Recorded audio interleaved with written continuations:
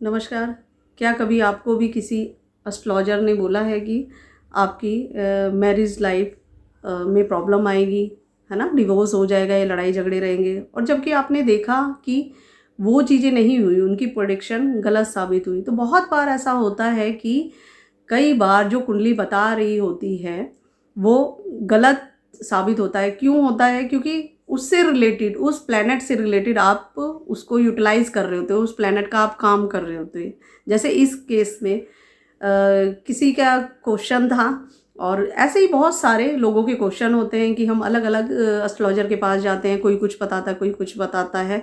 तो मैं यहाँ बात करूँगी कि सबकी अपनी अपनी स्टडी है ना, सबकी अपनी अपनी स्टडी है। जैसे एक क्लास में बैठने वाले स्टूडेंट, कितने स्टूडेंट एक क्लास में होते हैं, सभी का रैंक सेम नहीं आता, सबका अलग अलग है, अपनी स्टडी है, अपना माइंड है, को कैचिंग पावर अपनी है, कितना वो कैच कर रहे हैं, उनका मरकरी कैसा है, जुपिटर कैसा है ना, कुंडली की बात करूँ तो इसी तरीके से किसी ने क्वेश्चन किया कि इस तरह से प्रिडिक्शन की किसी एस्ट्रोलॉजर ने, जो कि गलत साबित हुई, है ना। गलत क्यों साबित हुई? क्योंकि वो अपने उस प्लैनेट से रिलेटेड यूटिलाइज कर रहे थे उस हाउस को, है ना।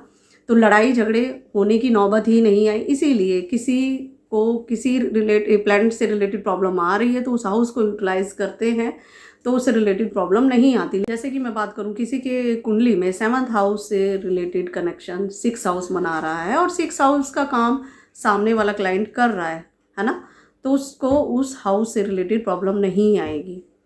इसी तरीके से 12th हाउस से 8th हाउस से रिलेटेड कई बार प्रॉब्लम आपको देखने में नहीं आती है, जब सामने वाला ये बात बोलता है कि 8th हाउस से मैं बात करूँ तो रिलेटेड अगर वो काम कर रहा है, वो इंजीनियरिंग में है, वो रिसर्चर में है ना, तो उसको साइंटिस्ट है या वो एस्ट्रोलॉजी ही कर रहा है, तो उससे 8th हाउस से रिलेटेड प्रॉब्लम नहीं आती है देखने में। बहुत ही मिनिमम, मतलब ये बात करें तो कि भाई 100% ही नहीं आती, ऐसा भी नहीं होता, क्योंकि प्लैनेट है, जो भी दशाएं चल रही है अपना इफेक्ट तो वो देंगे ही देंगे।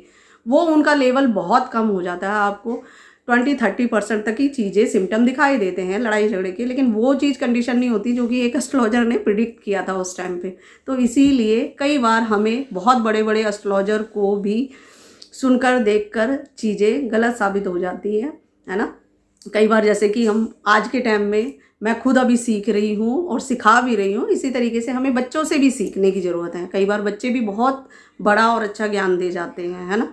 तो कौन सही है कौन गलत है का नहीं है, यहाँ पे चीज़ें है कि प्लैनेट को यूटिलाइज करें, है ना। जो भी प्लैनेट प्रॉब्लम कर रहा है, मंगल का प्रॉब्लम कर रहा है, पेन हो रहा है, दर्द हो रही है, सर्जरी की नौबत आ रही है, आप मंगल का डोनेशन कर रहे हो, आप एक्सरसाइज करो। डॉक्टर क्यों बोलता है आपको जब बीपी हाई होता है, कोलेस्ट्रॉल बढ़ता है, कि आप वॉक करो?